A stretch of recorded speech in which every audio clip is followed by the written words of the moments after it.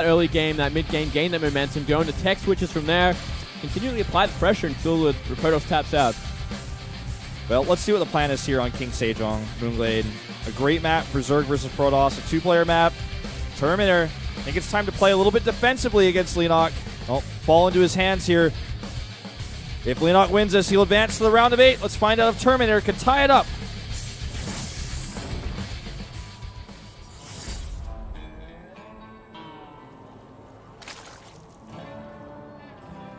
Leenock spawns to the top left in red. Just very, very cleverly showing off his style and all of his abilities today. He loves this matchup. Indeed he does. And down to the bottom right, we see a pylon in the main again for Terminator. Generic Green Wings player who's struggled, you know, to get past the group stage in every individual tournament he's ever qualified. He does have a chance to get out of this one, but it might not be against Leenock. Right. I mean, this is still the winner's match. But as we said right before this match started, Leenock prepared for this matchup specifically for his first opponent. And he's already on top of this matchup completely. Yeah. It's his best matchup. Prepares for it for his first match. You know, knows there's two Protosses in the group, so then it has that added advantage. Then hits the second Protoss here, the one that he wanted to face, the one that he placed in his group with that golden ball. And things just couldn't look better for Leenock right now. He's on his way. It's like he's already out of the group. Why do we have to watch this? Yeah, all right, let's just move on, guys. I mean, that's how much momentum he has right now. Look at this. We see an early probe scout. Even though it's going to be a gateway first, it looks like he might just drop a pylon to fake it. Yeah, he's going to apply some pressure, some fake pressure, pretend that cannon rush is coming, but it ain't. It isn't. It ain't. It isn't. Well, come on, Moonglade. Well. All right, I'm just messing with you. Let's see if he even gets to place that pylon. Yep. Faking it. He's faking it. Leenock's Overlord Scout's getting pretty close to finding out this is all BS, but yeah, Leenock's still going to have to react though. Putting down those four drones. Note, 4 drones is the amount you need to cancel a cannon. Just so you guys know. Yeah. Or the ideal number. Applies to probes and SCVs as well. That amount of DPS will stop, you know, will out DPS the build time, that hit points regen, I guess you could call it, on the cannon. Yep. Exactly. If the cannon's halfway done, though, you might want to think twice about it. But if you get it while it's starting, you can easily force a cancel. You will pop it nice and quick. We are seeing a nice little early gas from Leenock this time as well. Oh, we're going to be scouted by Terminator. Terminator smart enough to come into the main base just to double-check everything. Yep. You will know that Zerglings will be a possibility on the map. Nice and early. Core comes up here. And a Zealot. Now, last time we saw him get an even faster core. We'll see what he has planned this time with his tech. Because we didn't see him tech, you know, at all. We just saw him get the early gate out to get a fast mothership core. Use that to, you know, put on a little bit of pressure, secure his base. I'm hoping that we get to see a Stargate opening. I really, really want to see that out of Terminator. Maybe an Oracle opening on this map. I'd like to see an Oracle opening into the third base. Yeah. Just to play like a normal game, go into that mid game, and you know what? Try a different sort of approach to Leenock's style, because he is going to be hyper aggressive. Play against that, you know. Get an Oracle out, defend against the Speedling approach timing, have everything in place for it. Play like Rain would. Just think about Rain and be like, hey, I want to defend. Yeah. You know, I mean, he can play like his teammate SOS would at times. No. He just does anything he wants, man. He's just like, I'll do anything on 2 base and make every tech. That was a weird game. And call myself a hipster. That was an anomaly build. That was weird, though. That was a very strange game.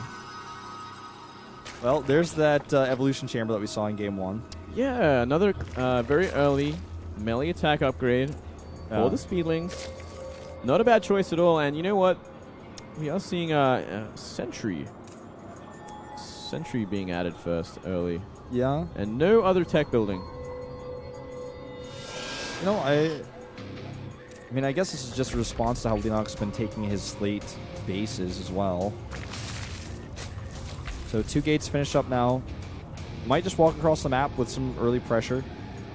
Yeah, that probe almost looked like it was going to rush out a 3rd Nexus. Yeah, I think it's definitely his plan is to go for that third base. Now that we see Forge as well, though I think the Forge is a little late. I feel like if you were going to go for a third base at a decent time, you'd want to get that +1 out pretty early. Instead, going for sentries instead. Yeah, you know, the probe actually goes away from the third base location. So not doing that right now. Not just yet. Waiting for that warp gate, waiting for a few more sentries before he even moves out of the map. And I mean, we already have speedlings on the map. He has to be very careful. Oh. And he did see that with his mothership. No cannons is pretty annoying right now for Terminator. You're not getting some shield damage done here. Now, right now, Terminator is ahead in the worker count, which is obviously great for pros. This isn't going to last very long, but any moment where you can actually be ahead of the Zerg in economy, in mining, is huge. I mean, he's got a ton of gas mining as well, so he's got this massive buildup of gas, which is going mostly into the sentries. 6 sentries, now the +1, coming out at that Forge, and he can finally move over and take that Nexus. He's moving this hallucination scout right now, and he might decide, you know, oh, this is just a little bit of link pressure here. Got to be careful. That's a lot of links. That's a great surround. Yep. This is great for Leenock. He's going to pick off so many sentries here. This is way too much damage. Wow, he's just waiting for it. He's going to get every sentry. That should never happen. He completely wipes out. If he cancels the Nexus. I don't even know why he made that Nexus. Why? I don't even know why he made that Nexus, It's going to get canceled. Actually, it's up to Leenock's micro. I think he's actually going to be able to save it just because of the force field. I don't know. Oh, my God. What? Yeah, that was a huge mistake. I love your reaction. I just need to, it's like a bagpipe being sat on an egg. I need to go home now. That's it. I'm out of here. That was so funny. I don't believe anything anymore. I don't know what's happening. He actually just made that Nexus, and then he still was like so tenacious about it. Like, I will save it. I will save it. No, you won't. Not against Leenock. He gives it up at the last second as well. Adding 4 gateways to his third base. I wonder if it's an empty Blink Stalker all in. Well, the next step. I think that would be a good. I think that would be a good choice. Leenock's already got this infestation pit so far along, though, and he's going to have +2 for his lings, as well as a macro hatch to make more lings. Let's watch this unfold, Moonglade. Let's see what he gets done with this.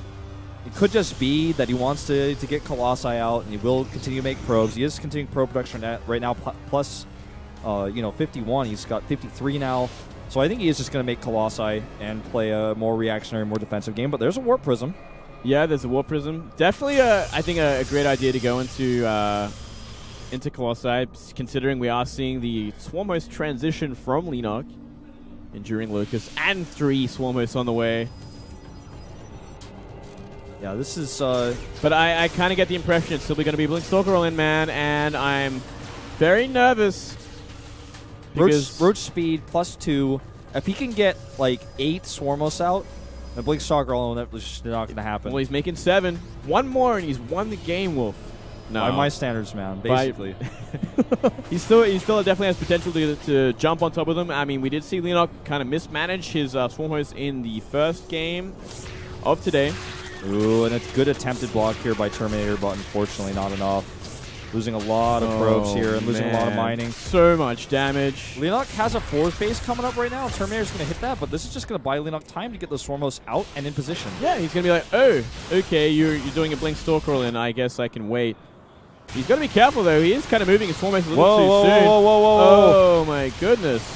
Okay, still, they're in position now, and they can shoot right over those force fields. Where's the Observer?